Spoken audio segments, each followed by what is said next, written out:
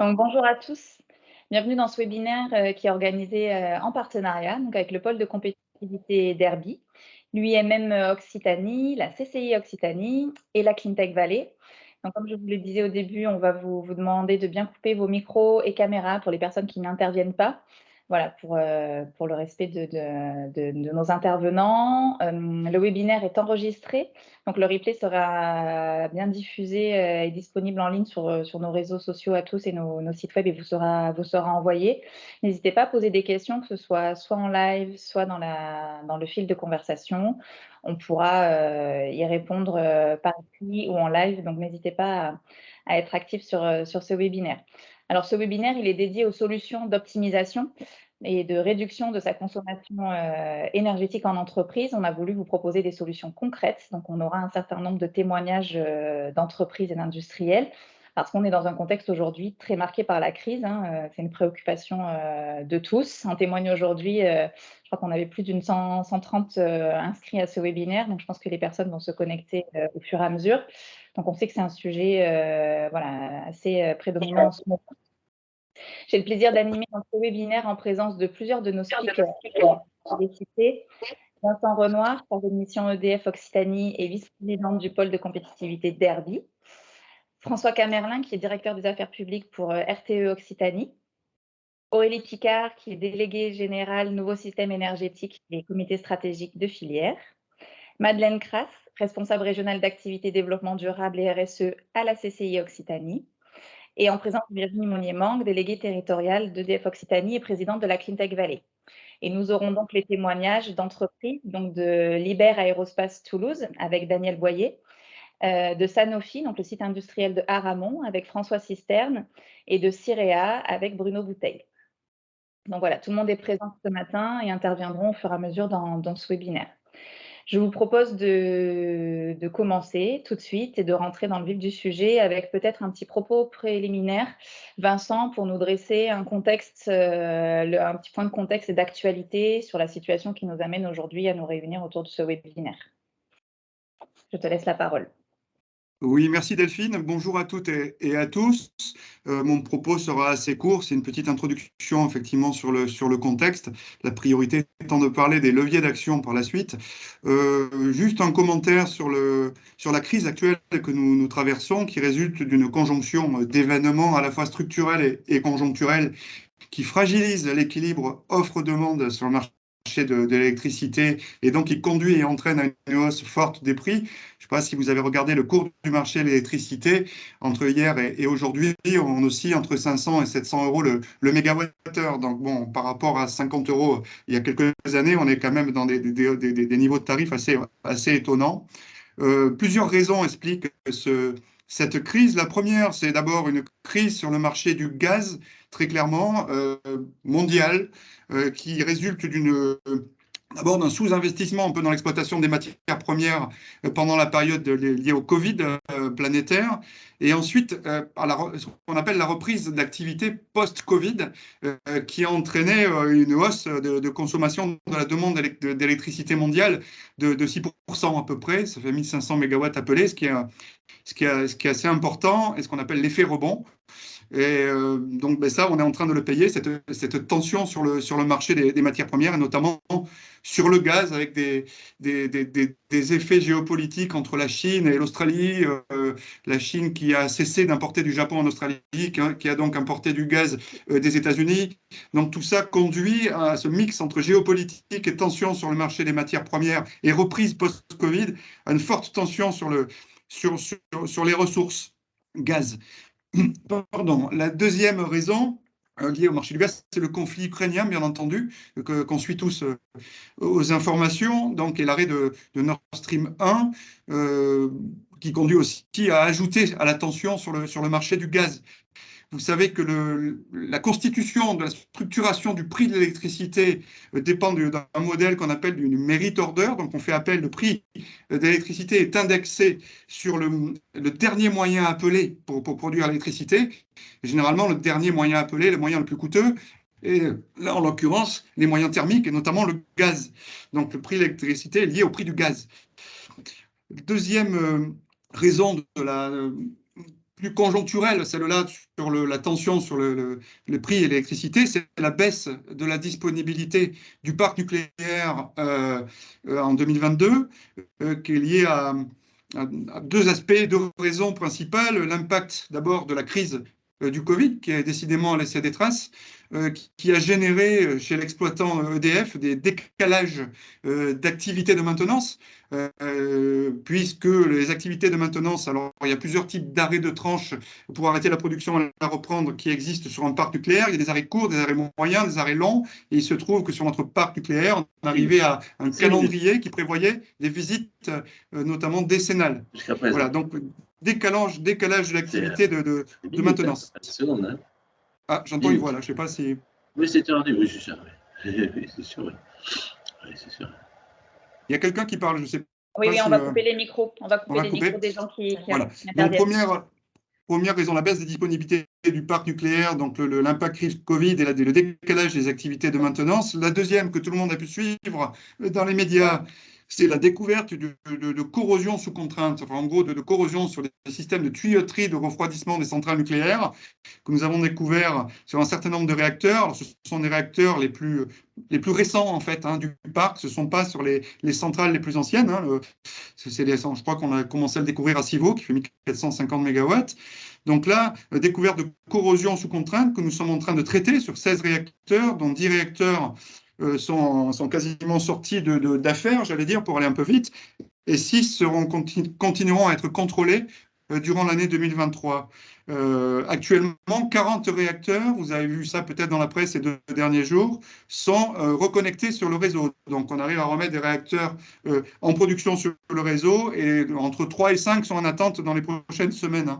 Voilà. Donc, néanmoins, cette découverte de corrosion sous contrainte, une tuyauterie, a effectivement perturbé notre activité et nous a obligés à mettre à l'arrêt un certain nombre de réacteurs. Et donc, ça a aussi une incidence sur notre consommation, la structure de notre consommation. On doit faire appel aussi au marché du gaz, voilà, pour compenser. Troisième raison de la baisse de disponibilité de production, donc il y a l'effet nucléaire, mais il y a aussi l'effet canicule lié à l'hydraulique notamment. Cette canicule a eu un impact négatif sur nos stocks d'eau dans nos ouvrages hydroélectriques, quand même assez sévèrement touchés, puisqu'on était même encore aujourd'hui un taux de remplissage qui est 10 à 15% inférieur à la moyenne habituelle des stocks dans les barrages, même si on fait le nécessaire pour les conserver le plus longtemps possible. Donc là aussi, il y a une tension sur les stocks d'eau et donc les stocks d'électricité, puisque s'il y a bien une énergie qui est stockable, c'est celle liée à l'eau. Donc voilà très, très vite dit sur les raisons un peu globalement de la crise. Et pour aller vite et tenir mon timing, je ne vais pas parler des mesures qui sont prévues par l'État. Je crois que c'est plus ou moins prévu là, dans les échanges CONA. Je vais juste rappeler que le guide des aides aux entreprises est en ligne sur le site de la CCI régionale Occitanie, ça a été annoncé récemment par le préfet de région, donc vous pouvez le trouver sur le site internet de la CCI. Et je conclurai mon propos pour un peu lancer par la suite les exemples qui seront abordés sur les leviers d'action. Globalement, il y a 3 termes clés sur ces leviers d'action, me semble-t-il. Le premier, c'est la sobriété. Le second, c'est l'efficacité. Et le troisième, c'est l'optimisation. 3 termes différents pour 3 approches différentes. La sobriété, c'est diminuer sa consommation en modifiant ses comportements. Peut-être qu'il en sera question tout au long des interventions. L'efficacité, c'est diminuer sa consommation à usage équivalent, mais en faisant appel à des moyens de production moins énergivores. Et la troisième façon, c'est l'optimisation énergétique. Ça sera abordé tout à l'heure en déplaçant sa consommation à des moments plus intéressants ou en effaçant sa propre consommation ponctuellement. Voilà, donc je terminerai simplement là-dessus en espérant d'avoir été pas trop long. Delphine. Merci Vincent. Non, c'était assez clair et je pense que ton propos de fin fait la parfaite liaison avec François Camerlin, qui est donc son intervention pour RTE. Monsieur Camerlin, je vous propose d'enchaîner sur un point d'actualité, donc un point de situation sur le passage de l'hiver. Aujourd'hui, les perspectives donc pour cet hiver, et vous avez voilà, une bonne pratique à nous partager avec EcoWatt. Donc je vous laisse la parole. Merci beaucoup et bonjour à tous. Dans le temps imparti, bien sûr, merci à M. Renoir qui nous a éclairé sur le contexte général. Alors, RTE, un de nos métiers, au-delà d'entretenir des lignes que vous voyez dans les paysages, la très haute tension et de transporter l'électricité, nous avons la responsabilité de l'équilibre à chaque seconde de l'offre et de la demande d'électricité qui, effectivement, ne se stocke pas. Et c'est dans cette analyse proactive des mois à venir que dès l'été, finalement, on s'est aperçu qu'on pouvait avoir un automne un peu compliqué et un hiver potentiellement aussi un peu compliqué en raison de ce qui a été évoqué par M. Renoir. Je n'y reviens pas. Vous pouvez passer à la slide suivante. Oui, je ne vais pas refaire parce qu'on n'a pas le temps, mais ça, c'est le schéma un peu du système électrique que vous avez là. RTE transporte l'électricité, la livre en gros, enfin, à Enedis sur 95% du territoire français métropolitain, le reste étant des entreprises locales de distribution, ce qu'on appelle des régies qui sont restées après-guerre, c'était possible. Et à gauche, vous voyez la production. Donc, nous transportons, quel que soit le producteur, l'électricité. Voilà, vous pouvez passer à la slide suivante. Juste vous dire que voilà, dans cette approche et dans les analyses que nous avons faites depuis l'été et sur lesquelles nous avons communiqué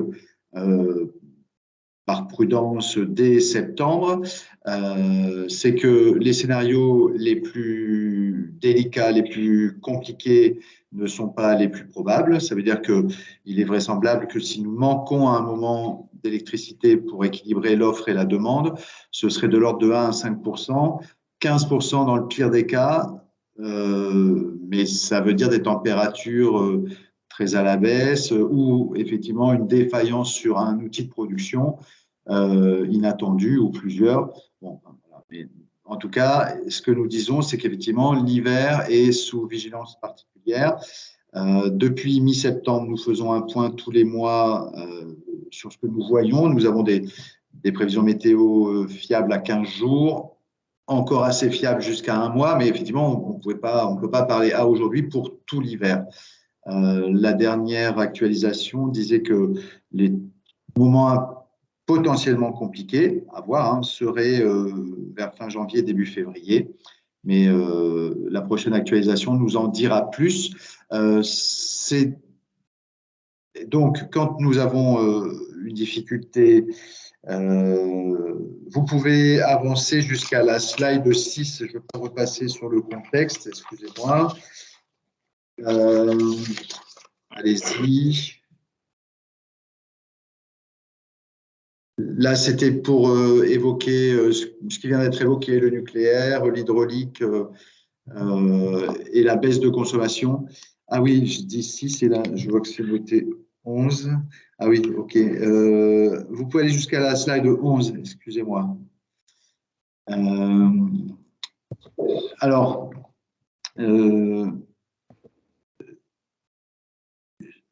donc, quand nous voyons un déséquilibre à venir sur le réseau, nous avons mis en place, pour passer cet hiver et sans doute les suivants, c'est un outil utile. Nous avons développé EcoWatt, qui est une application et un site internet aussi, sur lequel on invite chacun à s'inscrire pour avoir les alertes, notamment rouges. Si vous pouvez remonter d'une slide, puisque EcoWatt fonctionne comme les feux de signalisation. Si c'est vert, la consommation est raisonnable, le système reste à l'équilibre. Si c'est orange, ça commence à se tendre et les éco-gestes sont les bienvenus pour soulager un peu le système. Et si c'est rouge, il faut absolument faire des économies d'énergie. Sinon, des délestages, mot que maintenant vous avez entendu, des délestages organisés, programmés, limités, seraient inévitables. Et donc, en déployant EcoWatt, nous espérons effectivement une mobilisation citoyenne, alors des entreprises et des Françaises et des Français, dire que il y a deux choses sur lesquelles nous communiquons et sur lesquelles nous insistons. C'est effectivement la sobriété, mais la sobriété tout au long de l'année, on va dire, finalement, puisque beaucoup d'industriels, bien sûr, ont engagé, ce que certains vont encore accélérer vu les prix de l'électricité et de l'énergie en général. Mais donc ça, c'est une chose. Et deuxièmement, prévoir, anticiper un éco-watt rouge et de se poser la question en cas d'éco-watt rouge, pour nous aider à préserver le système électrique, pour éviter les délestages, donc anticiper plutôt que subir. Qu'est-ce que je fais un jour éco-watt rouge? Et donc, ça peut vouloir dire ce jour-là, je décale mon process de production si je peux, on chauffe un peu moins les bureaux. Dans la baisse de la consommation qu'on a constatée ces dernières semaines en France, l'industrie y est pour beaucoup. Alors, ce n'est pas forcément une bonne nouvelle pour l'économie, puisqu'on sait que c'est dû en partie au prix de l'électricité et donc à la volonté de mieux maîtriser les coûts de production. Toujours est-il que dans l'équilibre du système, bah oui, à ce stade, c'est vrai, ça nous va bien. Mais donc, effectivement, le jour où il y a un éco-watt rouge, voilà, de se poser la question de ce qu'on peut ne pas faire, ne pas démarrer, limiter la chauffe. Oui, ce que je voulais dire, c'est qu'aujourd'hui en France, le tertiaire, par exemple, donc les bureaux, ne contribuent pas beaucoup à la baisse. Il y a encore beaucoup de travail à faire sur le management du chauffage électrique ou de la climatisation, enfin en tout cas du chauffage pulsé comme on l'a dans pas mal de locaux plutôt récents, enfin qui ont 10-15 ans. Voilà, donc il y a encore beaucoup de pistes à travailler et la demande c'est celle-là, c'est d'avoir un dispositif particulier qui, en plus, quand une entreprise s'engage dans la charte EcoWatt, elle existe, on peut vous la faire passer. Il y a derrière ça quelques outils de communication, parce que je pense qu'au sein de l'entreprise, ça peut aussi être une manière de communiquer. Alors, pour ne pas faire beaucoup plus long, mais donc, si nous voyons un déséquilibre sur le réseau, d'abord, nous allons faire cet appel aux éco-gestes. On va en parler après, ce sera 3 jours à l'avance. Ensuite, nous allons avoir recours à l'interruptibilité, donc des contrats que nous avons signés avec certains industriels plutôt gros consommateurs et qui nous autorisent à les couper pour soulager la demande. Ensuite, nous baisserons la tension sur le réseau de distribution, qui devrait être à peu près indolore, inodore pour tout le monde. Et ensuite seulement, en dernier recours seulement, nous demandons à Enedis de faire du délestage, c'est-à-dire des coupures tournantes de 2 heures. Sur le territoire national, tout le monde est censé contribuer. Il est très important de ne pas utiliser le terme de blackout, puisque un blackout, c'est un effondrement du système, et tout ça est fait pour que le système ne s'effondre pas. Voilà, s'il s'effondrait, on mettrait, je sais pas, au moins 4 jours à tout remonter. Voilà. Et donc, l'impact serait très, très fort. Et donc, l'idée principale, c'est de dire aujourd'hui, on doit pouvoir éviter les coupures. On a vu les efforts d'EDF à nous rendre de la production nucléaire dont on a grand besoin. Si tout ça se passe comme prévu, voilà, il y a des petits risques d'alerte rouge de 0 à 6 à l'heure actuelle, jusque la fin de l'hiver. Et une alerte rouge, ce n'est jamais que l'appel à faire réellement des économies et qui peut nous permettre de passer un pic, puisque un pic de consommation, des fois, c'est très court, mais c'est insurmontable autrement que par l'équilibrage offre-demande. Slide suivante pour terminer. Si il devait y avoir ce déséquilibre, à J-3, nous émettons le signal EcoWatt rouge. Alors, les médias vont en parler, mais vous l'aurez aussi sur l'application si vous l'avez téléchargé, et je ne peux que vous inciter à la télécharger. À J-1, à 15 heures, nous confirmons les coupures probables et les départements concernés. C'est-à-dire que sur l'application EcoWatt, vous avez la carte de France avec les départements concernés. À J-1, vers 17 heures, en saisissant votre adresse postale, vous savez si vous êtes concerné par le délestage du lendemain et sur quelle plage horaire, en sachant que ces plages horaires, globalement, c'est 2 heures, mais entre 8 et 13 heures et environ 18 heures, 20 heures, qu'elles durent 2 heures ou environ 2 heures. On ne peut pas être tout à fait précis. Il y a plein d'automates qui entrent en jeu autour de ça et il peut toujours y en avoir un qui dysfonctionne au mauvais moment. Et donc, le jour J, le délestage est mis en œuvre voilà, par Enedis, mais pour 2 heures. Ça veut dire, en quelques mots, qu'un délestage est prévu, que vous êtes concerné, et en sachant que la plage horaire est compliquée pour le système électrique, c'est 8h, 13h par exemple, il faudrait plutôt pousser un peu plus le chauffage dans la nuit ou le matin pour pouvoir ensuite le couper, profiter de l'inertie et le remettre en route l'après-midi. Ou voilà, c'est le genre de décalage d'usage qui peuvent fonctionner. Voilà, je ne veux pas faire plus long. Encore une fois, avec la mobilisation de tous, nous pensons vraiment que les coupures sont tout à fait évitables. Voilà.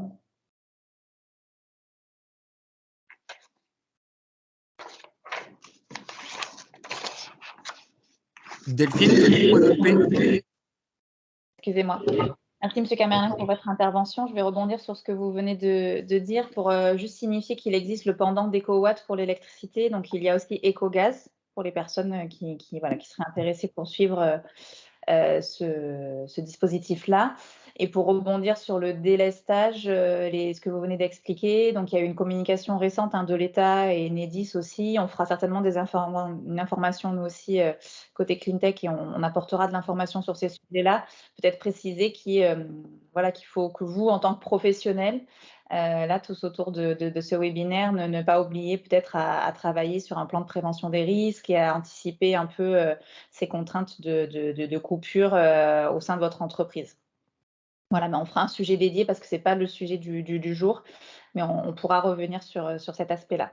Je crois que nous n'avons pas de questions à ce stade. Peut-être préciser à nos intervenants que M. Camerlin ne reste avec nous que jusqu'à 10 heures.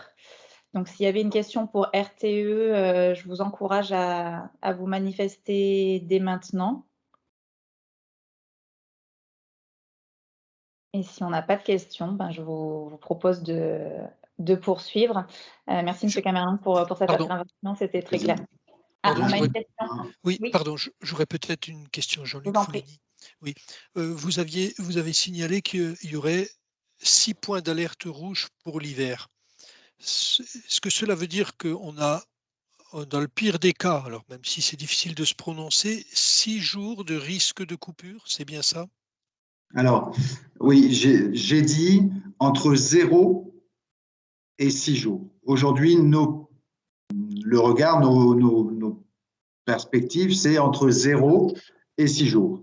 Donc, ces 6 jours sont des risques, ce sont des jours avec, oui, risque de coupure, mais en même temps avec le dispositif de prévenance à J-3, et on verra, c'est la première fois qu'on le fait, comment les Français réagissent à l'exercice, et finalement, ça peut bien passer. Enfin, dans une région développée qui s'appelle la Californie, où ils ont malheureusement des blackouts, quand ils déclenchent leur système un peu similaire, en 7 secondes, ils récupèrent 1,2 gigawatts. C'est-à-dire qu'il y a vraiment moyen de contrecarrer une coupure qui semble devoir avoir lieu, quoi. Voilà. Okay. Et donc, entre 0 et 6 à ce stade, et prochainement, il y aura une nouvelle actualisation. On verra ce que ça donnera. D'accord. Et ensuite, les coupures devraient se faire par tournante, c'est-à-dire ce ne seraient jamais les mêmes postes qui seraient coupés. Donc ça veut dire que la probabilité, de nouveau, c'est pour essayer d'évaluer les risques, il y a très peu de risques d'avoir 2 coupures sur pour un même client, on va dire. Sur une même journée, oui. Il y a très peu de risques sur une même journée. C'est parce que si on imagine une vague de froid, on peut imaginer qu'on soit en alerte rouge pendant 3 jours, par exemple. Et donc là, il n'est pas impossible que chaque jour, pendant ces 3 jours, le client soit coupé 2 heures. Ah, ok, donc d'accord. Ok, donc les tournantes, c'est pas vraiment des tournantes finalement. Si ça veut dire que tout le monde aura été coupé avant de revenir à ce client-là. D'accord, ok. C'est tournant. Oui, oui. Ok, d'accord. Merci. On peut peut-être finir juste avec une dernière question avant de passer à la suite. Est-ce qu'il existe un autre moyen de communication en plus de EcoWatt, voilà, pour prévenir notamment les industriels? Alors, nos amis d'Enedis ne sont pas là, je pense, ce matin, mais ils vont appeler leurs clients et vous leur envoyer un SMS à J-3 déjà. Voilà, donc ça c'est je pense que c'est un bon complément. Ensuite, il y a EcoWatt et ensuite, vous verrez, les médias vont en parler extrêmement. Donc, je pense qu'on aura du mal à y échapper. On prévoira un petit temps d'information dédié sur ce système d'information et du délestage avec Enedis dans les jours à venir. On y travaille maintenant que l'État et Enedis sont organisés pour effectivement vous apporter des réponses. Donc, on va pouvoir apporter réponse dans quelques temps. Merci, M. Camerlin. Je vous propose qu'on passe à la suite. Merci beaucoup. Puisque ce webinaire donc, est dédié à la présentation de solutions, là, on a fait une première partie pour vous dresser le contexte et vous donner un petit peu de perspective, mais on voulait vous amener aussi des solutions concrètes. Et donc, je vais laisser la parole à Aurélie Picard pour la présentation de la plateforme Je décarbone, puisque se lancer dans la décarbonation, c'est aussi une première étape, ce sont les économies d'énergie. Et donc, c'est un des leviers. Donc, je vous laisse la parole. Merci, bonjour. Merci pour votre invitation. Donc, je vais vous parler de leviers d'action pour faire face à la situation. Et donc, pour contextualiser simplement mon propos, vous dire 2 mots sur les nouveaux systèmes énergétiques. Nous sommes une association donc, qui regroupe les industriels de la transition énergétique et l'État autour de l'industrie de la transition. Notre but, c'est de faire que l'investissement dans la transition énergétique développe l'industrie en France. Et on a 2 modes d'action principaux. On a un contrat de filière qu'on signe tous les 2 ans avec les ministres, avec les 18 groupes sur les 18 thématiques que vous voyez, qui sont nos groupes de travail, qui rassemblent 1200 membres actifs pour mettre en œuvre ce contrat de filière qui liste les actions à mener ensemble pour développer l'industrie en face de l'investissement qui est consenti sur chacun de ces thématiques. Et puis, on a une démarche très business avec un club des ETI, avec de la promotion des achats des grands groupes et des ETI dans la transition énergétique, toujours pour développer l'industrie de la transition. Et donc, je vais vous parler de Je décarbone. C'est une action sur laquelle nous travaillons depuis 2 ans, donc qui s'inscrit dans le long terme. Et en fait, aujourd'hui, le contexte que nous vivons est un contexte particulier sur lequel l'ambition de long terme ou court terme, quand on voit les échelles de temps de décarbonation, de réduction de nos émissions, se retrouve parfaitement alignée avec la problématique de court terme qui nous rassemble ce matin, celle de faire face à l'explosion des coûts de l'énergie et à l'incertitude croissante auquel nous faisons tous face. Et donc, cette action de vous accompagner pour vous aider à vous décarboner répond également à la problématique donc, de court terme qui nous réunit ce matin, celle de gérer votre facture énergétique, à la fois sa volatilité et son coût. On se verrait à la fois les incertitudes et à la fois l'augmentation des coûts structurels qui est amené à durer un peu plus longtemps que cet hiver. Donc, je sais que la CCI va prendre le temps de vous détailler les mesures de soutien guichet amortisseur que l'État a mis en place. Sachez que l'action Je décarbone que je vous présente est travaillée en lien étroit avec l'État qui finance cette action et donc l'a mis à la fois dans les outils de planification écologique pour répondre à cette question de décarboner l'industrie et dans le plan de sobriété et d'accompagnement du court terme. C'est donc une action structurante sur laquelle nous travaillons tous ensemble pour vous accompagner. Alors, quels sont vos leviers par rapport à la situation actuelle? Comme on l'a dit, il y a d'abord un premier levier qui est la question de la sobriété et des économies d'énergie. Les gestes que vous pouvez faire, la manière de piloter votre consommation. Donc, le premier levier, c'est comprendre, faire évoluer ses consommations. Je vais prendre un exemple. Si vous mettez un pilotage de vos compresseurs, vous pouvez gagner 30%. Il y a aujourd'hui seulement 15% des compresseurs qui sont équipés de systèmes de pilotage. Donc, et c'est la même chose sur votre bâtiment. Si vous mettez de la domotique, vous avez très rapidement 20% de réduction de consommation énergétique. Donc là, vous avez des retours sur investissement qui étaient déjà courts avant la situation et qui deviennent extrêmement courts aujourd'hui. Toute la partie récupération de chaleur, économie circulaire sont des actions que vous pouvez mener qui vont avoir des retours sur investissement très courts. Ensuite, il y a des actions un peu plus structurelles qui ont besoin d'avoir eu cette première partie, comprendre ces consommations, l'audit, la compréhension de ces consommations, voilà, l'équipement pour suivre est important pour prendre le deuxième volet d'action qui va être sur la décarbonation de votre énergie, de votre chaleur. Et puis à la fin, de manière sur la partie décarbonation, pour les émissions qui restent, on travaille sur tout ce qui est la capture et la valorisation du carbone. Si on rentre un petit peu plus dans ces leviers, voilà le schéma qui est très simplifié des technologies qui sont disponibles, qui sont à votre main. Le but n'est pas de l'expliquer, c'est simplement de vous expliquer qu'il y a beaucoup d'options.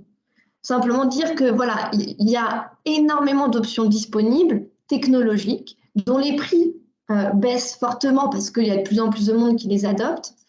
Simplement, j'aimerais partager avec vous une idée extrêmement importante, c'est le fait que vos consommations énergétiques tournent essentiellement autour de deux pôles. Un besoin d'électricité pour s'éclairer et pour faire tourner des compresseurs pour de l'énergie mécanique, et puis un besoin de chaleur. Et en fait, on ne le regarde pas toujours comme ça. Et une fois qu'on le regarde comme ça, donc la chaleur pour chauffer vos bâtiments, la chaleur pour vos process, et cette chaleur, on n'est pas obligé de passer par le gaz, les LEC seulement pour la faire. Il y a tout un univers autour de la chaleur, de récupération de chaleur. Ça se stocke très très bien, la chaleur. Ça se transforme très bien avec des packs. Ça se crée également avec le solaire sans avoir à passer par un électron. Et c'est des technologies dont on a peu parlé, qui ne sont pas toujours bien connues. Donc, dans Je décarbone, ce qu'on propose de faire, c'est de vous aider à trouver les technologies dont vous avez besoin, à vous accompagner pour que très rapidement, on sait que le temps est extrêmement précieux, vous puissiez décarboner votre activité et sécuriser votre facture énergétique. Les deux sujets sont étroitement liés. Si vous travaillez votre facture énergétique, c'est vraiment le moment de travailler en même temps sa décarbonation. Et certains me diront, mais le mix énergétique français est très décarboné. 60% de besoin de l'industrie, c'est de la chaleur.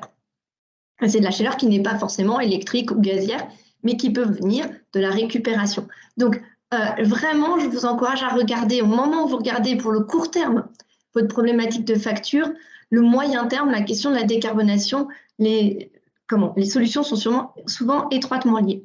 Donc, la plateforme Je décarbone que nous avons mise en place vous permet à la fois d'identifier ces solutions et on met en avant les offreurs de solutions français. Donc, si vous êtes offreur de solutions, surtout référencez-vous. Notre but à chaque fois dans tout ce que nous menons, c'est de développer, de mettre en avant les acteurs qui sont implantés en France, qui produisent en France. Donc, si vous êtes offreur de solutions, référencez-vous, référencez vos solutions. Si vous êtes un acteur qui cherchez à réduire votre facture énergétique, vous avez deux manières d'utiliser la plateforme. Vous pouvez chercher les solutions et vous aurez une mise en avant des solutions françaises, ou vous pouvez tout simplement décrire votre projet sur la plateforme et les offreurs de solutions qui sont référencés vont vous répondre. Voilà. Alors, un des points de complexité que je n'ai pas présenté, mais qu'il est important d'avoir en tête, c'est qu'il existe plein de business models différents qui ne sont pas toujours très clairs au départ, mais vous avez des acteurs qui peuvent, c'est un peu comme quand on construit sa maison, on peut prendre un architecte, un maître d'œuvre ou aller voir le plaquiste. C'est exactement la même chose sur les projets de décarbonation et de maîtrise de sa facture énergétique. Vous pouvez avoir des gens qui peuvent faire de la maîtrise d'œuvre. Vous pouvez avoir des auditeurs, des conseils qui vont vous accompagner jusqu'à la mise en œuvre, ou vous pouvez préférer découper votre projet. Et donc, vous trouvez vraiment ces différentes partenaires pour mener vos projets sur la plateforme, soit en spécifiant dans la description de votre besoin, soit en cherchant les offreurs de solutions. Il y a également là une partie financement qui est importante. Par exemple, si vous faites un contrat de performance énergétique, vous avez un tiers financeur et ce n'est pas vous qui portez les investissements de vos outils de décarbonation et de maîtrise de facture. Donc, Je décarbone, c'est à la fois cette plateforme numérique sur jedécarbone-du6.fr où vous pouvez donc exprimer votre besoin, chercher des solutions, trouver toutes les informations techniques et financières et puis trouver, c'est en cours de déploiement et on sait que c'est important pour vous, la présentation de projets pour vous inspirer. Et puis, on complète ça naturellement avec des rencontres physiques et on fait le tour des régions et on passera en Occitanie. On commence par la Nouvelle-Aquitaine pour vous mettre en relation avec les offreurs de solutions, que ce soit des maîtres d'œuvre qui vous accompagnent du début jusqu'à la fin, des gens qui vous conseillent, publics ou privés, ou des équipementiers si vous avez votre projet très clair et que vous cherchez simplement à avoir un fournisseur. Je vais passer très très vite, mais voilà la plateforme Je décarbone sur laquelle vous pouvez vous inscrire, c'est gratuit. À la fois pour décrire votre projet, ça c'est la fiche de description de projet, ou pour chercher des solutions, et là vous avez une fiche de présentation d'offres de solutions. Aujourd'hui, il y a 1000 entreprises qui sont inscrites, il y a 400 solutions qui sont proposées, et il y a 180 personnes qui ont déposé des besoins. Et nous assurons derrière le suivi pour s'assurer que les personnes qui déposent des besoins sont bien contactées. C'est une démarche que nous menons en partenariat donc, avec le financement de l'État, et puis en partenariat avec les différentes parties prenantes, CCI, pôle de compétitivité dans les territoires, en maillant largement. Et donc, on a signé le 10 octobre, on s'est réunis au ministère de l'économie en présence du ministre de l'Industrie en lien avec la ministre de la Transition énergétique, avec l'ensemble de ses partenaires privés et publics pour signer une charte de mobilisation pour vous accompagner et justement tous se mobiliser pour bien compléter, vous mettre le maximum d'informations disponibles à travers cette plateforme Je décarbone pour que vous puissiez accélérer vos projets. Et donc, pour vous donner les quelques dates clés, la plateforme que nous travaillons depuis 2019 a été lancée en juin. Le 10 octobre, nous sommes tous réunis, donc les partenaires, tous les acteurs à Bercy. Le 8 novembre, nous avons présenté lors du lancement par le président de la République à l'Élysée la plateforme dans le grand plan de décarbonation de l'industrie. Et puis, nous commençons le tour des régions le 28 février. Et nous sommes à votre disposition pour répondre à vos questions. Avant de conclure, un point pratique important de court terme en marge de cette action Je décarbone, mais nous avons également fait des réunions d'information et je pense essentiel de vous transmettre l'information sur l'importance de bien sécuriser, si vous le souhaitez, de contractualiser vos contrats d'énergie pour 2023 dès à présent. Étant donné que, comme vous le savez, en France, il y a un dispositif spécifique pour accéder à la part ARENH nucléaire sécurisée et dont les dates limites sont en fin d'année. Donc, c'est une petite info à la marge parce qu'on anime également cette circulation d'informations. Mais voilà. Et si vous avez des difficultés et des questions, on reste à votre disposition pour répondre à vos questions. Merci. Merci beaucoup, Aurélie Picard. Je vous propose qu'on fasse un petit temps d'échange après, à la fin de ce bloc d'intervention. Je vais donner la parole à Madeleine Kraft pour la CCI Occitanie qui va compléter du coup donc ce dispositif Je décarbone avec l'ensemble des aides et autres dispositifs d'accompagnement disponibles. Donc Madeleine, je vous laisse la parole. Oui, bonjour à tous. Alors je vais partager mon écran. Hop. Est-ce que vous le voyez bien? Très bien. Ok, parfait. Donc oui, je vais venir en complément de ce qui vient de vous être présenté pour vous parler des aides qui ont été mises en place à la fois sur la partie aide aux factures et aide à l'investissement, donc pour réaliser ces investissements qui ont été évoqués. Peut-être d'abord un petit point juste en préambule. On vient de l'évoquer, il est vraiment important que l'ensemble des entreprises soient bien au fait des tenants et aboutissants de leur contrat énergie actuel. Vérifier vos dates d'échéance, vérifier les conditions qui vous sont appliquées actuellement et celles qui pourraient vous être appliquées à l'avenir. Le médiateur de l'énergie a émis une checklist énergie qui est assez bien faite, donc vous aurez le lien dans la présentation. je vous invite vraiment à en prendre connaissance si vous n'avez pas encore fait ce pas. Et puis un autre point, les dispositifs que je vais vous présenter évoluent très rapidement. On a encore eu des annonces la semaine dernière. Donc restez bien en veille par rapport à ces dispositifs d'aide. Je pense que la plupart sont en cours de calage. Normalement, ça devrait être en cours de finalisation, mais c'est vraiment important que vous puissiez faire une veille sur les différentes aides factures qui sont en train d'être annoncées. N'hésitez pas à vous mettre en contact avec les chambres de commerce, hein, on est là pour ça aussi, pour bien être tenu au courant de l'actualité sur ces sujets. Alors, les mesures d'urgence qui ont été annoncées pour l'instant pour limiter les hausses de factures. Donc, Vincent Renoir l'a annoncé, hein, on est vraiment sur des hausses d'énergie vraiment significatives par rapport aux années précédentes. Pour la partie TPE, je ne m'étends pas, mais donc, vous le savez, il y a un bouclier tarifaire qui a été mis en place pour les petites entreprises ayant souscrit des contrats inférieurs à 36 kVA. Pour les industriels, sur 2023, le gouvernement a annoncé la mise en place d'un amortisseur électricité, donc qui va concerner les TPE et PME à partir du 1er janvier 2023. Le principe, c'est que l'État va compenser l'écart entre le prix de l'électricité, donc hors coût d'acheminement et hors taxe. Donc on regarde vraiment uniquement la part variable des contrats. Et l'écart entre ce prix qui vous est appliqué et 180 € du mégawattheure. Et donc, ça va concerner 50% des volumes consommés, avec un plafond de 160 € du mégawattheure, donc ce qui vous amène à 500 € du mégawattheure. Le principe à retenir, c'est que cette aide sera intégrée directement dans votre facture et les fournisseurs seront compensés par l'État. Donc, du point de vue des industriels, vous n'avez pas de démarche spécifique à réaliser auprès de l'État. En revanche, bien vérifier auprès de votre fournisseur que votre statut de PME a bien été pris en compte et que cette aide s'applique sur votre facture à partir du début d'année prochaine.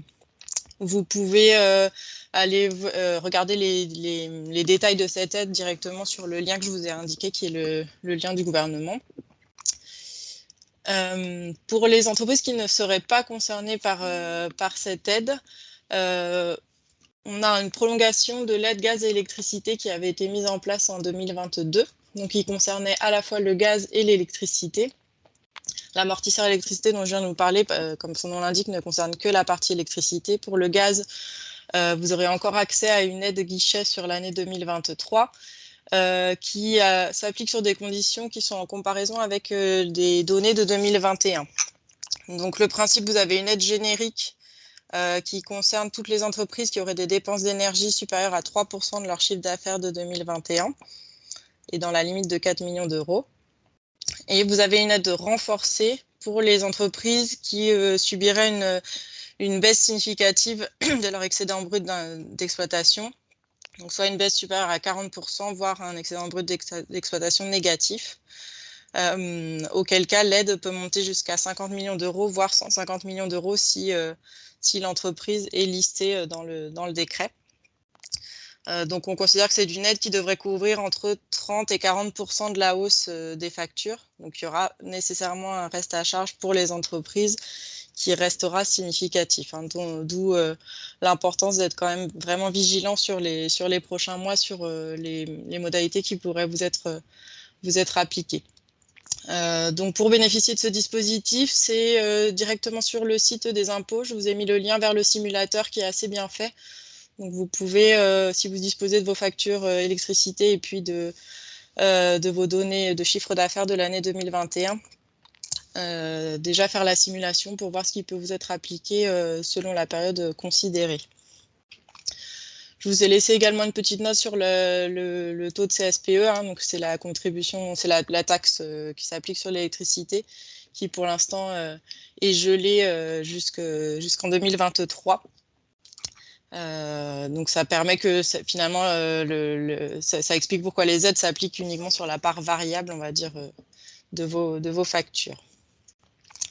Ce qui a été évoqué précédemment, hein, ça reste important à retenir. On est sur des hausses de prix qui sont significatives et qui vont se maintenir dans le temps. Donc l'important, c'est aussi de s'investir dans la réduction de ses consommations d'énergie, au-delà de la réduction des factures prix. Donc vous avez un certain nombre de dispositifs qui existent déjà depuis un certain nombre d'années que vous pouvez mettre en œuvre pour financer vos investissements de réduction de consommation d'énergie. Le dispositif des C2E, qui est relativement bien connu, qui vous permet notamment de réaliser des travaux d'économie d'énergie, par exemple sur vos bâtiments. Donc je vous ai mis le lien là vers le simulateur qu'on a en place au niveau de la chambre de commerce, mais sinon vous avez aussi un simulateur ADEME qui est très bien fait. Vous avez également des aides ADEME qui peuvent vous permettre de financer les dispositifs qui étaient présentés tout à l'heure par Madame Picard, sur de la chaleur renouvelable, sur des réseaux de chaleur, sur des chaufferies biomasse. Donc voilà, vous avez des relais chaleur renouvelable dans tous les départements qui peuvent vous aider pour faire l'étude de votre dispositif et mettre en œuvre les investissements les plus pertinents en fonction de votre projet. En Occitanie, on a également une aide au financement d'un audit énergétique qui a été annoncée.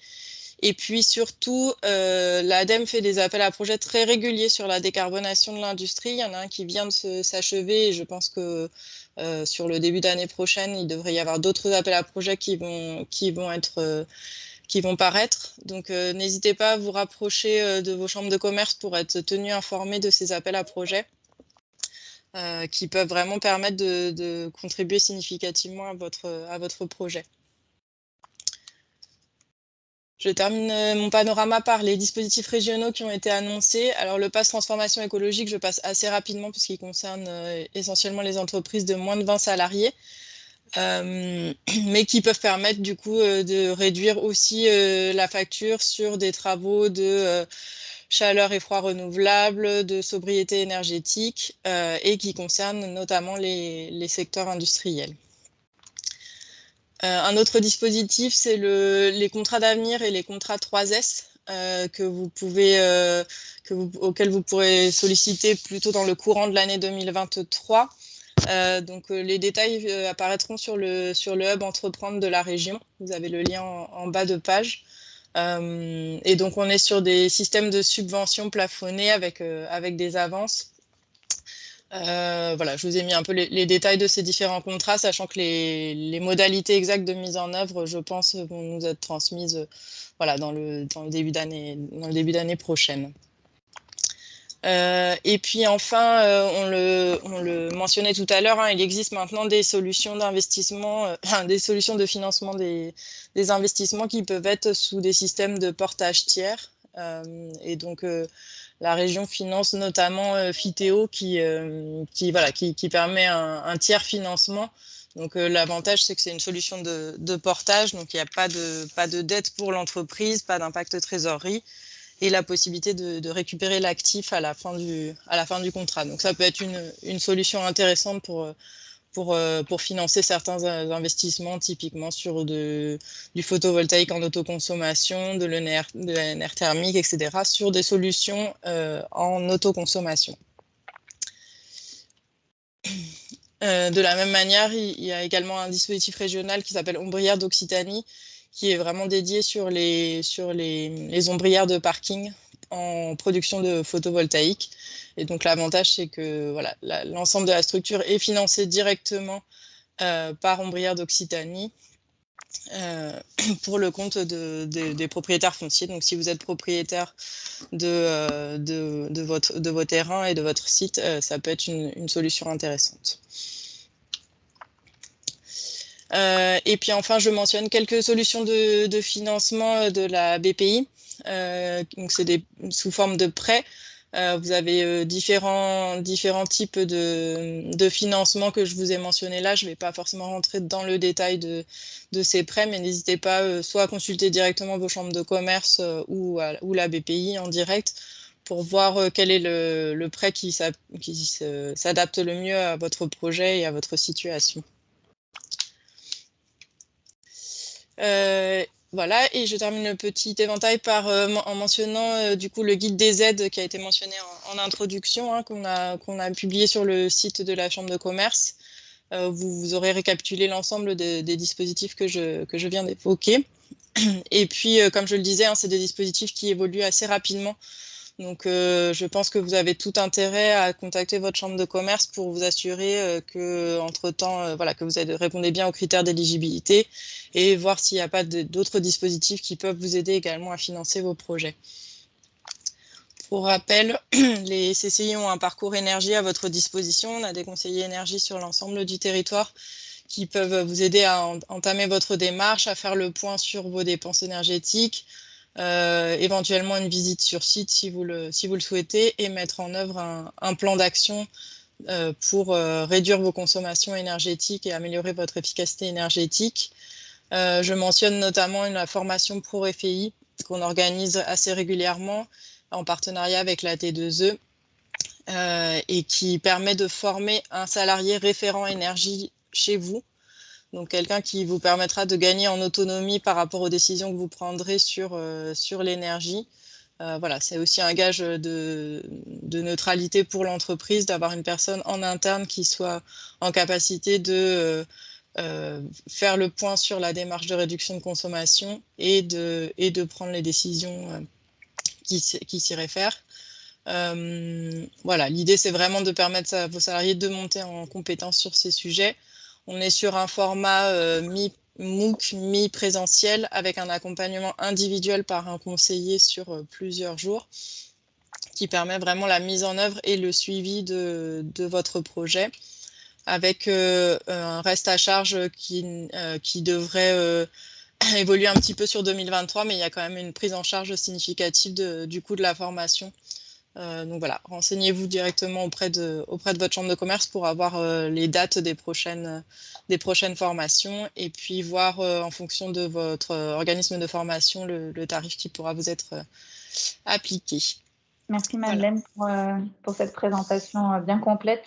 Alors, on vous enverra la présentation, on la diffusera à l'issue. Vous aurez donc bien tous les liens et toutes les bonnes informations que Madeleine a citées là en détail. C'est bien référencé, donc vous y aurez bien accès. Un petit complément pour citer une aide de l'UIMM également, qui a déployé un nouvel outil d'accompagnement financier. Donc, on vous laissera en prendre connaissance. Voilà, il ne pouvait pas prendre la parole ce matin, mais il y a aussi des aides du côté de l'UIMM pour la cible très industrielle. Donc, n'hésitez pas à vous renseigner pour vous faire accompagner sur ces démarches-là et pour vous accompagner dans vos projets. Je crois que nous n'avons pas de questions sur cette seconde partie.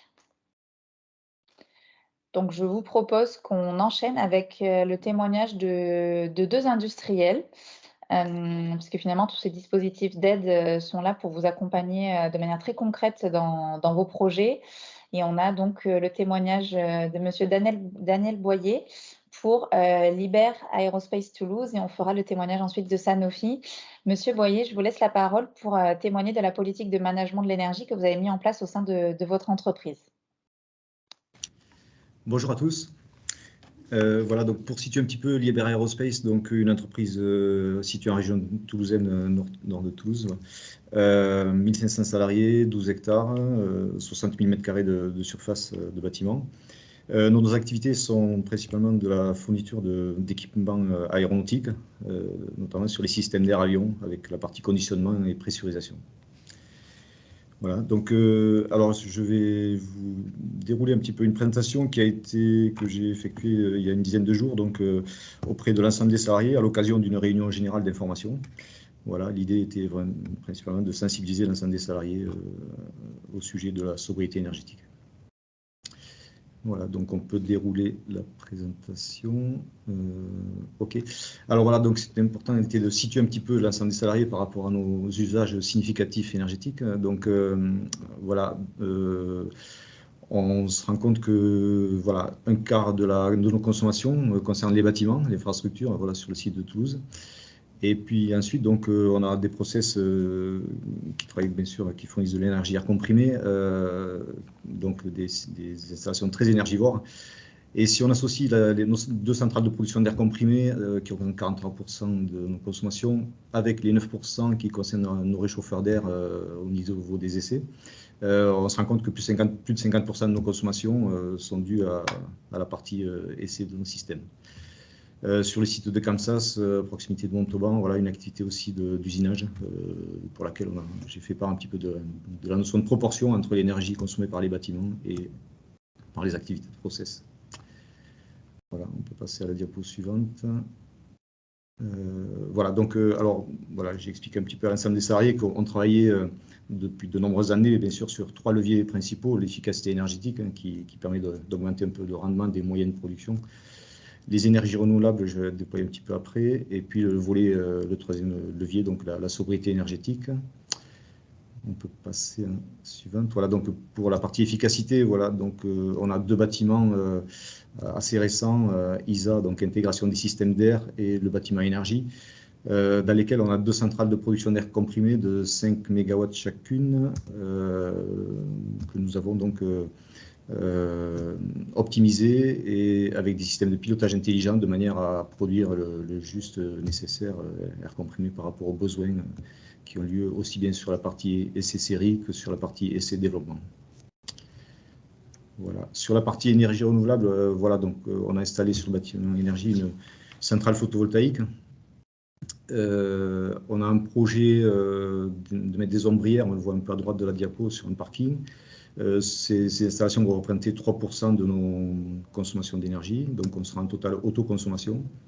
Les bâtiments en vert sont des bâtiments qui bénéficient de récupération de chaleur des différents process, à la fois, donc j'ai parlé tout à l'heure des centrales de production d'air comprimé. Il faut savoir qu'un compresseur génère de la chaleur et autant la récupérer pour chauffer les bâtiments, entre autres. Et sur le bâtiment NBE en bas, donc bâtiment de fabrication d'échangeurs, on a des fours de brasage pour lesquels on récupère la chaleur pour chauffer ce bâtiment aussi. Suivant, donc la certification ISO 14001 nous a beaucoup aidé dans la démarche, donc on a été certifié en 2007 et les sites toulousains et Kansas aussi, donc ont bénéficié, voilà, d'actions assez conséquentes sur les différents sites. La diapo d'après précise un petit peu les actions qui ont été mises en place plutôt au titre de la 14001 et dans la démarche générale. Donc, tout d'abord les comportements, les éco-gestes, voilà. Et après, donc sur la partie infrastructure, donc principalement les bâtiments, pompe à chaleur, free cooling, voilà, free cooling est très intéressant. On voit la diapo, la petite image en haut à droite, voilà, qui représente un peu en plein été, lorsque les bâtiments sont chauds, on va dire que la nuit, voilà, on récupère l'air frais extérieur pour faire de la ventilation naturelle. C'est très intéressant. Bien sûr, des capteurs d'eau chaude sanitaire, un plan LED étalé sur 5 ans pour l'ensemble du site, de l'instrumentation. Et sur la partie process, voilà, j'en ai parlé tout à l'heure des compresseurs, mais aussi tout ce qui est ventilation, pompage pour différentes autres activités, tout ça à vitesse variable. On a bénéficié de quelques C2E aussi parfois sur ces installations qui aident bien dans la démarche. Et le bâtiment énergie, donc, qui lui est très instrumenté, voilà, avec un système de supervision assez très intéressant qui reprend un petit peu les fonctionnalités de l'ensemble du site, et avec notamment donc surveillance des fuites d'air comprimé et un plan de réduction de consommation d'énergie qui a été de 7% étalé sur 3 ans. Des équipes actives aussi, côté environnement, hygiène, sécurité, développement durable, éco-conception, voilà, un grand nombre de personnes qui sont très dynamiques sur ces sujets-là. Et ensuite, voilà, donc voilà, j'ai présenté aux salariés le fait que voilà, le gouvernement nous demande bien sûr d'accélérer nos actions de réduction des consommations d'énergie suivant 4 axes. L'anti-gaspillage, l'efficacité énergétique, la mobilité durable qui en fait partie, et ensuite l'animation. J'ai sensibilisé aussi, voilà, sur le fait de cette notion d'effacement avec EcoWatt qui a été très bien présenté tout à l'heure, hein, qui est un indicateur, on va dire, national et qui indique un peu la conduite à tenir lorsque les couleurs vertes basculeront sur de l'orange et du rouge. Suivant, voilà, donc le plan de sobriété, alors donc un plan d'action assez conséquent à engager, et l'idée était de montrer un peu aux salariés, voilà, les principales, enfin, quelques actions, parce que je ne peux pas déployer le plan, il serait trop long. Bien sûr, les notions de température, 19 degrés l'hiver, voilà, tout le monde s'y engage. Éclairage LED, c'est un sujet, et on associe à cela donc de la détection de présence et de la gradation lumineuse en fonction comme ça, de la luminosité naturelle. On optimise très bien tout ça. Le talon, voilà, pas mal d'équipements qui restent en veille nuit, week-end, auprès desquels on va optimiser tout ça. La notion d'efficacité énergétique, on travaille bien sûr sur certains process, et notamment récupération de chaleur, on a pas mal d'actions à engager de notre côté. Mobilité durable, on a une équipe PDE qui est très dynamique par rapport à ce sujet-là et qui mène bien tout le monde dans la bonne direction. Et sur le volet animation, voilà, donc je suis responsable moyens généraux, je deviens référent énergie, et j'ai fait appel donc à l'ensemble des salariés pour qu'il y ait en fait des ambassadeurs qui s'inscrivent dans la démarche, avec lesquels on va travailler sur l'ensemble de ces sujets. Des indicateurs de pilotage, indicateurs de performance énergétique qui vont être mis en ligne en fonction des différents secteurs d'activité, qui vont permettre donc un peu de challenger un petit peu chaque domaine de manière à optimiser. Et puis voilà, l'information de sensibilisation des salariés, donc des communications diverses sous différentes formes vont avoir lieu. Les ambassadeurs aussi vont contribuer à tout ça. Et c'est une démarche globale qu'il faut engager. Et la dernière diapo, voilà, fait apparaître en fait que bien sûr dans tous les secteurs, tout le monde est concerné par ce plan de sobriété, et c'est ensemble qu'on va arriver à obtenir à la fois les 10% demandés, mais même plus, je pense. Merci, Monsieur Boyer. Donc, c'est l'affaire de tous, effectivement, mais aussi c'est l'affaire de tous en interne, hein. Vous l'avez bien dit, votre représentation, elle est assez forte sur les leviers de mobilisation interne pour voilà, les entreprises que vous êtes. Il est important d'avoir l'adhésion de ces équipes et de ces collaborateurs pour se lancer dans ce projet et peut-être même dépasser, du coup, effectivement, l'ambition des chiffres affichés. Donc bravo pour cette mise en place. Je propose qu'on écoute le témoignage de Sanofi qui va être un petit peu plus technique sur des solutions que vous avez à présenter et à partager. Et ensuite, on fera une petite séquence d'échange avec, donc pour vous, Libert et Sanofi. S'il y a des questions, n'hésitez pas à les poser tout de suite dès maintenant dans le fil de conversation. On les passe après. François, je crois que je ne sais pas si tu as été rejoint par Salah Eddine ou pas. Non, je serai Voilà. tout seul. Je te laisse la parole. Oui, bonjour à tous. Donc effectivement, on va vous présenter un témoignage d'un plan d'action industrielle. Donc peut-être c'est toi qui passes les diapos. On fait avancer Delphine. Alors attends, là tu m'en as loupé une. Non, c'est la première que tu as? C'est la première, oui. D'accord, bon. Alors, en termes d'introduction, donc Sanofi, c'est une grande entreprise et qui a, elle aussi, des ambitions en termes de réduction de sa consommation d'énergie et de réduction de carbone, donc avec un objectif qui nous est fixé à moins 15% à l'horizon 2025 et un net zéro à l'horizon 2050. Nous, en tant qu'établissement d'Aramon, donc qui sommes une usine de production de principes actifs chimiques. Nous sommes engagés dans cette démarche depuis longtemps, puisque nous sommes certifiés ISO 50001 depuis 2014. Nous sommes membres fondateurs de la Cleantech Valley. Et donc, c'est grâce à toutes ces actions, tout ce management de l'énergie, hein, comme il vient de nous être présenté par les collègues de Libert, bien que nous avons décliné des plans d'action. C'est un petit peu ça qu'on voulait vous présenter aujourd'hui, c'est à quoi ça peut ressembler un plan d'action pour un industriel, en faisant des focus sur des choses qui sont implantables un peu partout. Donc la première chose dont je vais parler, c'est quelque chose qui est déjà en place. Donc nous, on utilise des groupes froids qui font des fluides soit à température négative, soit à température basse.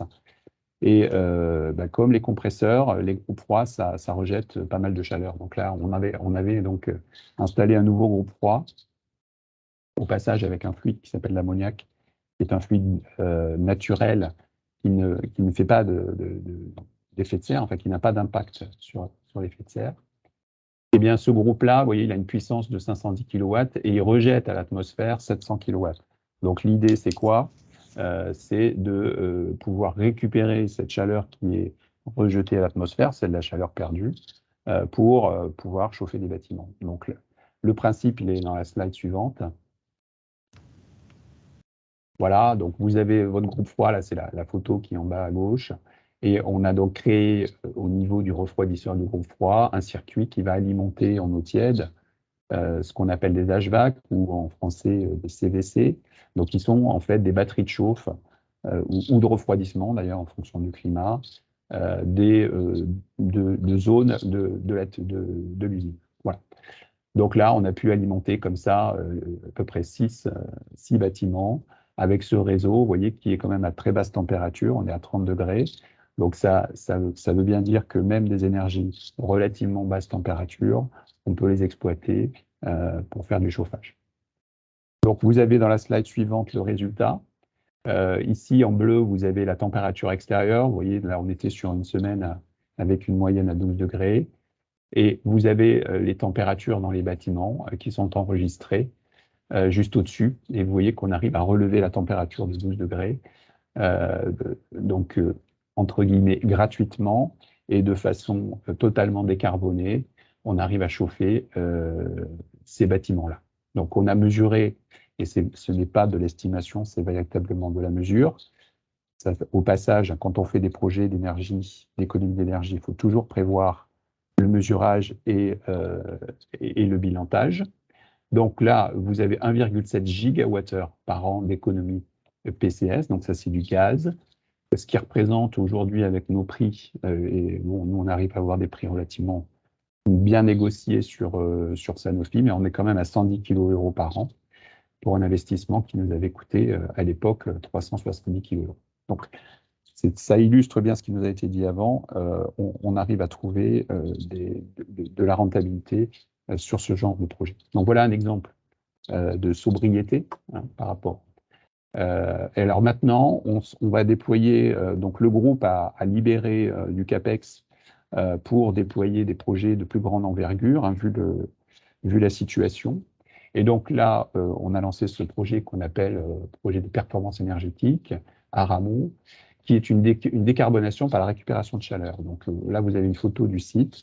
Le point 1 et le point 2, c'est un incinérateur qui brûle nos déchets, en particulier des solvants, et un incinérateur, ça rejette 30%, 35% de sa chaleur produite à l'atmosphère. Donc c'est pareil, l'idée c'est de récupérer cette chaleur pour pouvoir la substituer à de l'énergie gaz. Donc on va créer un réseau de chaleur, c'est le rouge que vous voyez qui va aller circuler dans tout le site et qui va aller, par exemple, pour les points qui sont immatriculés 3, qui va aller chauffer des bâtiments, qui va aller, pour le point immatriculé 8, qui va aller faire du séchage de boue sur une station d'épuration, et qui, par exemple, pour le point numéro 5, va pouvoir faire de la chaleur, du froid, pardon, en utilisant du chaud. C'est ce qu'on appelle le froid à absorption.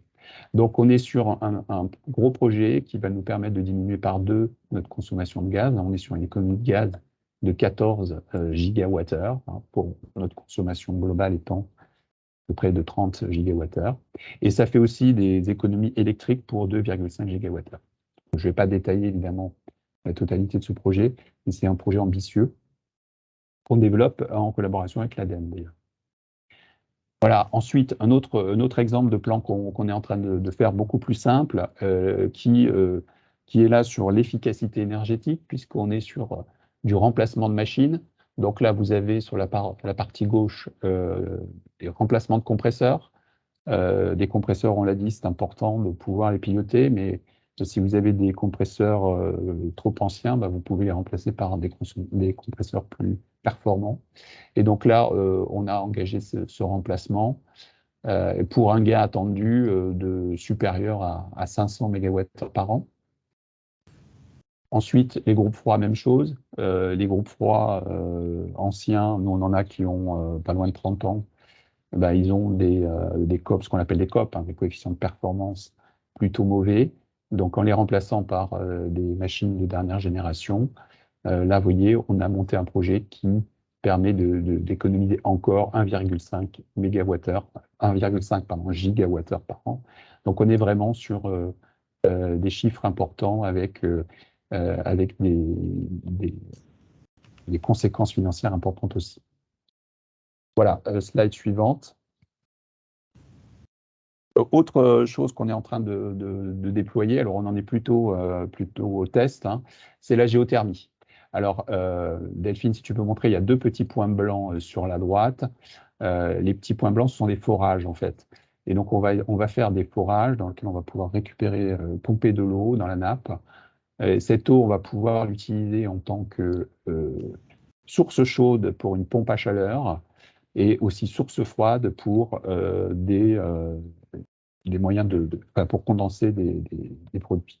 Donc, ça va nous servir à chauffer 4 bâtiments. C'est ce que vous voyez là avec les bâtiments qui sont 5 bâtiments, pardon, qui sont entourés avec les différentes couleurs. Mais ça va aussi nous servir pour notre sécheur de boue dont je parlais tout à l'heure, pour condenser en fait la vapeur qui est issue de la boue, puisque quand on sèche de la boue, on enlève de l'eau, et donc il faut la condenser. Et voilà, on fait en fait double jeu, puisque on va récupérer en plus cette chaleur de condensation pour aller chauffer les bâtiments. Voilà. Donc ça, c'est quelque chose qui n'est pas encore sûr, parce qu'on n'a pas encore les résultats du forage de test, mais on a bon espoir, et vous voyez que on est sur des volumes d'énergie, encore une fois, assez importants, que ce soit dans la chaleur, pour chauffer ou pour refroidir. Alors maintenant, dernier slide. Non, c'est l'avant-dernier. Autre levier important, c'est le management de l'HVAC, autrement appelé CVC en français, hein, climatisation, ventilation, chauffage. Donc nous avons énormément de salles qui sont pourvues avec ces HVAC. Et donc là, vous voyez, il y a les différents leviers pour pouvoir réduire sa consommation. Là, on est vraiment sur de la sobriété. C'est réduire les taux de brassage au minimum requis, et puis instaurer des modes réduits nuit et week-end. C'est toujours l'idée que quand on n'en a pas besoin, on va se positionner. Donc c'est ce que vous voyez sur le graphique avec ACPH, hein, c'est en anglais, la réduction du taux de brassage, et setback qui est le mode réduit. Vous voyez que ce sont vraiment les 2 plus gros leviers qui vont nous permettre de modérer notre consommation énergétique sur ces CVC. Donc avec 90% de l'économie du traitement d'air. Enfin, dernier slide. Voilà, là ce sont des initiatives qui ne sont pas encore complètement terminées, mais qui sont listées. C'est tout ce qui reste finalement à notre niveau, avec des remplacements de moteurs, avec une classe énergétique meilleure, avec des rééquilibrages d'hydraulique. Hein. On a des réseaux dans lesquels il y a du fluide qui circule. Il faut le faire circuler à la bonne pression, au bon débit, pour pouvoir optimiser notre demande.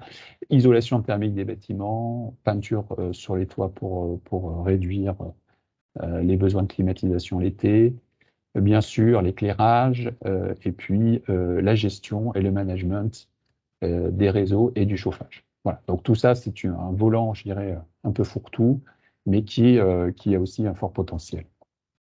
Voilà, je crois que c'était la dernière slide. Je dirais juste en conclusion, donc là, je vous ai voulu vous montrer un panorama d'initiatives qu'on peut prendre dans un milieu industriel, qui sont des initiatives qui peuvent être transposées dans plein d'autres entreprises.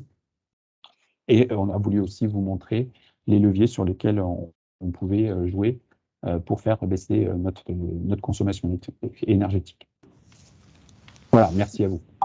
Merci François pour cette présentation pour Sanofi. Alors on voit qu'il y a effectivement toute une palette de leviers actionnables, plus ou moins techniques, plus ou moins qui nécessitent des investissements plus ou moins forts.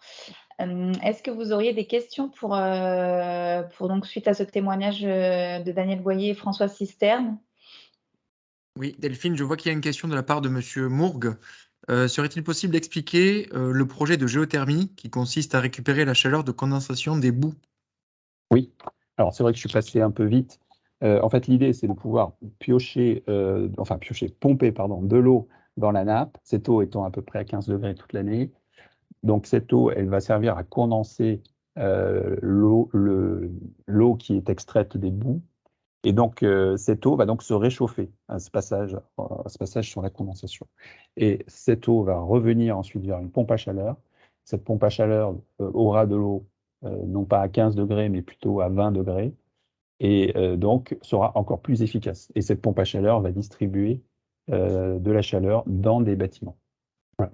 Ensuite, l'eau qui a été pompée dans la nappe est réinjectée dans la nappe immédiatement. Mais par contre, à un point de puisage qui est suffisamment éloigné du premier.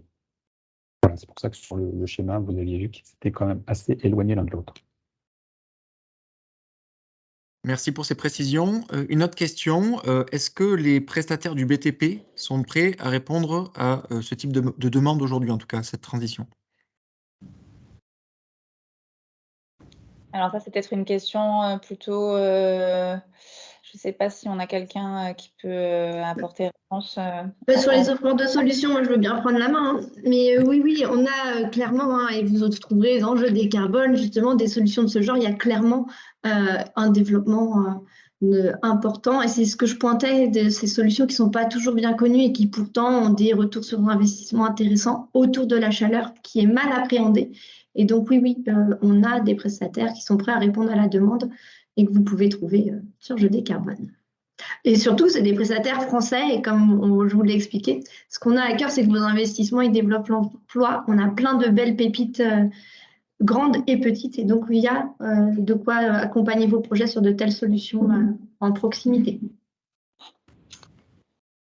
Alors, s'il n'y a pas d'autres questions, je vous propose qu'on aille faire un autre tour sur d'autres exemples concrets du domaine de l'autoconsommation photovoltaïque. Avec donc Bruno Bouteille, chef d'entreprise pour Cirea. Bruno, je te laisse la main pour présenter les solutions que vous avez chez Cirea. Merci Delphine. Rapidement pour présenter Cirea. Cirea est une PME industrielle que j'ai créée en 1994 qui conçoit et fabrique des solutions matérielles et logicielles en vue d'augmenter le taux de pénétration des énergies renouvelables pour réduire la facture électrique en consommant moins du réseau et faciliter la décarbonisation. Voilà. Donc, je pense qu'on peut peut-être présenter les slides. Voilà. Donc, en fait, lorsqu'on parle de la facture d'électricité, ce dont on se rend compte, c'est qu'en fait, il y a un coût pour la fourniture, qui est le coût du kilowattheure, mais que dessus aussi, on paye le transport plus les taxes. Donc, en fait, quand on fait de l'autoconsommation, on réduit non seulement en fait, la part soutirée au réseau, mais on réduit aussi en fait, les taxes et le coût du transport. Voilà, donc ça, c'est un point important.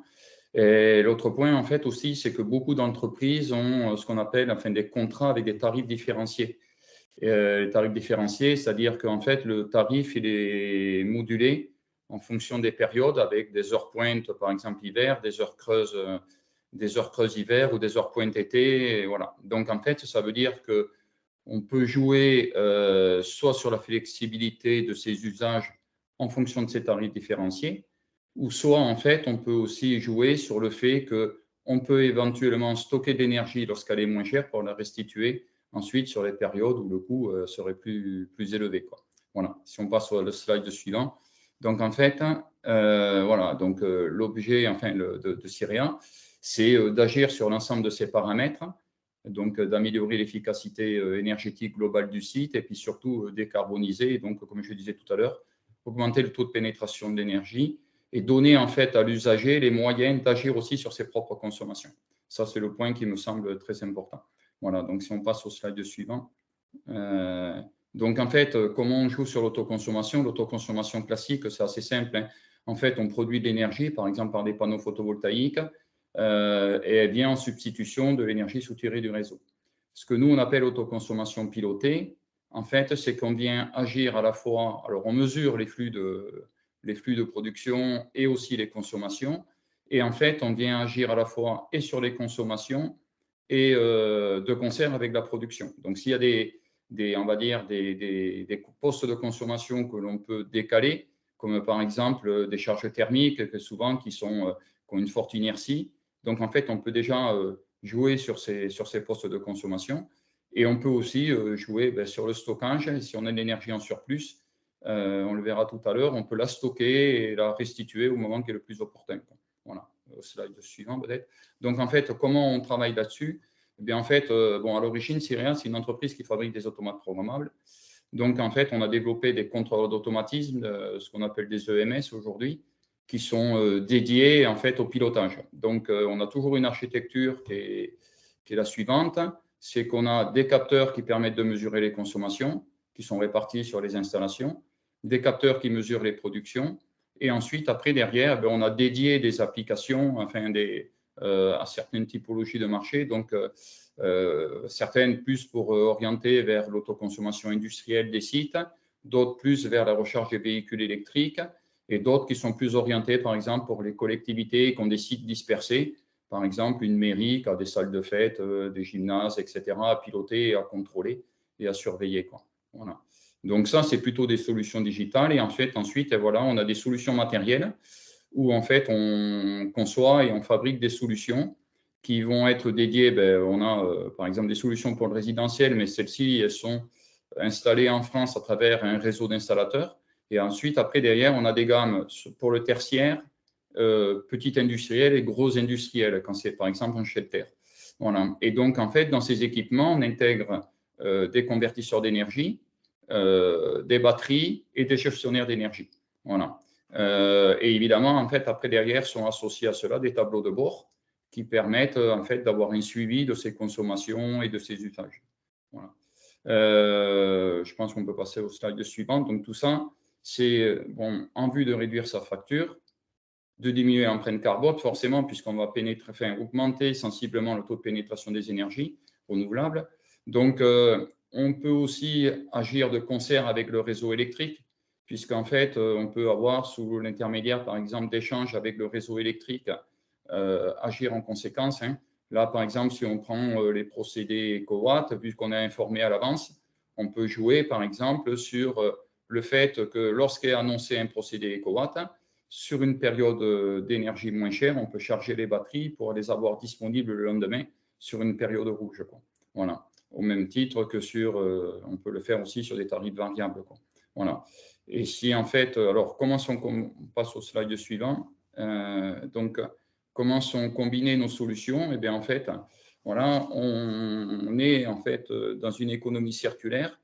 Donc, dans nos équipements vont être intégrées des batteries lithium qui sont issues de la filière automobile principalement et qui permettent de stocker l'énergie excédentaire et de la restituer en fait au moment opportun lorsque notre gestionnaire les pilote et auquel en fait est associée après derrière une application en ligne qui permet en fait à l'usager de mieux identifier ses postes de consommation, ses usages et de pouvoir en fait modifier ses comportements en fonction, en fait, après, derrière, de ce qu'il aura déterminé par rapport à ces tableaux de bord, quoi. Voilà.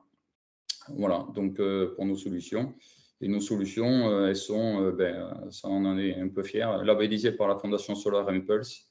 Et donc, elles portent un label Origine France Garantie, quoi. Voilà, tout simplement. Voilà. Merci Bruno pour cette intervention sur donc l'autoconsommation et on voit beaucoup de digital dans les solutions proposées. Sont encore d'autres leviers.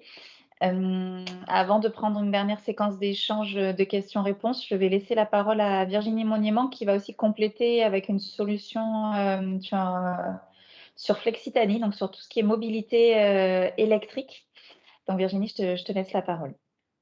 Alors, on a commencé à aborder la question de l'optimisation et du décalage de la consommation avec Bruno et Cirea. Depuis 2 ans, la région Occitanie, l'ADEME et EDF ont lancé le premier démonstrateur en France de recharge intelligente de véhicules à travers le projet Flexitani. Et donc, pour les collectivités locales et les entreprises qui se sont équipées avec ce type de véhicule, en fait, on a la possibilité aujourd'hui, d'une part, de stocker de l'énergie, donc au moment où on le choisit, donc par exemple en dehors des périodes 8-13 heures et 18-20 heures, donc plutôt l'après-midi. Et surtout, l'intérêt de ce smart charging et de ce véhicule to grid, c'est que vous utilisez la batterie de votre voiture comme un stockage et vous pouvez après restituer l'énergie au moment où vous en avez besoin. Et donc, sachez que cette solution, elle est toujours disponible si vous êtes intéressé. Il suffit de vous équiper avec un véhicule électrique. Aujourd'hui, c'est la Nissan Leaf qui offre cette fonctionnalité. La région aide à l'achat de la borne électrique. Et donc, on a déjà en Occitanie une centaine de bornes qui ont été installées. 50 sur le parc d'EDF, on va dire hors accompagnement de la région et hors du cadre officiel de Flexitanie, et puis 50 collectivités et entreprises qui ont fait le choix de s'équiper avec ces véhicules.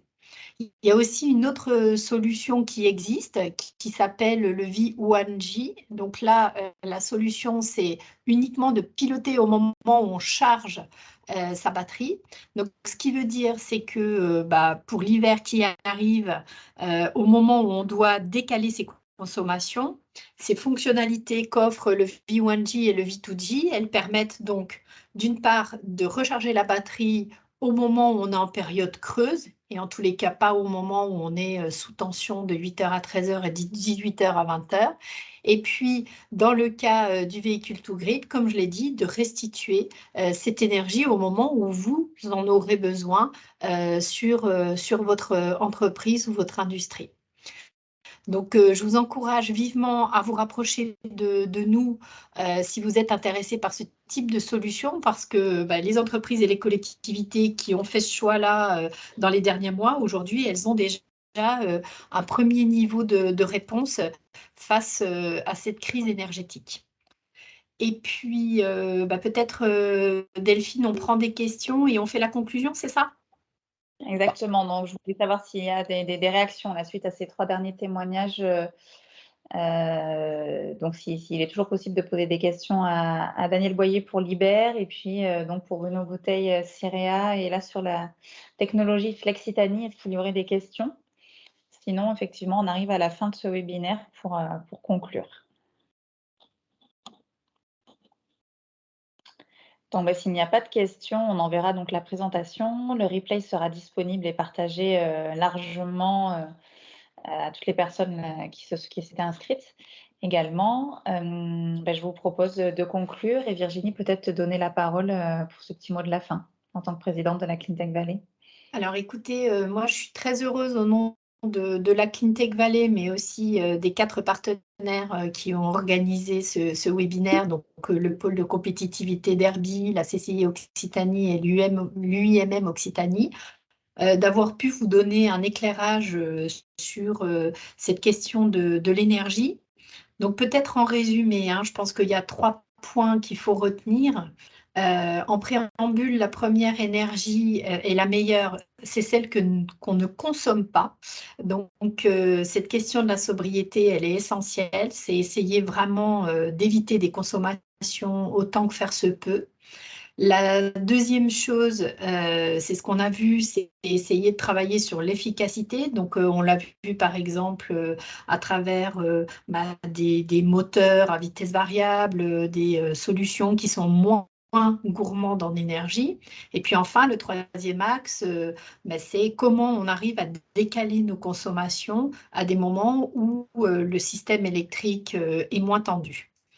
Ce que je voulais vous dire aussi en conclusion, c'est qu'on parle beaucoup de cet hiver, mais je pense que cette question de l'investissement et de la neutralité carbone est très importante, parce qu'en fait, autant on a un intérêt financier immédiat à investir dans toutes ces solutions-là pour baisser sa facture d'énergie, mais on a aussi intérêt à le faire, et une de nos intervenantes l'a souligné, pour arriver à décarboner son entreprise et son industrie. Et puis, je pense que ces prix de l'énergie seront peut-être pas aussi élevés que ce qu'on connaît en ce moment, mais on va avoir des prix qui vont être durablement plus élevés que ce qu'on a connu dans les périodes précédentes. Donc moi, je vous encourage à investir pour mieux et moins consommer, parce que de toute façon, ce sera un retour sur investissement que vous aurez sur les prochaines années. Et je pense que les 4 partenaires que nous sommes travaillons main dans la main pour justement, vous aider à choisir les bonnes solutions, 2, trouver éventuellement les entreprises ou les startups qui peuvent vous apporter ces solutions, et puis 3, vous aiguiller aussi pour trouver la bonne subvention ou la bonne aide financière qui vous permettra d'avoir une meilleure rentabilité ou un meilleur TRI sur vos investissements. Voilà, je vous remercie et j'espère que ce webinaire a répondu à vos attentes et à vos questions. Bonne journée. On t'entend pas, Delphine. Merci à tous de nous avoir suivis jusqu'au bout. On vous rend vos agendas, votre liberté, et on vous partage le webinaire très rapidement dans la journée ou demain. N'hésitez pas à le partager. Merci beaucoup.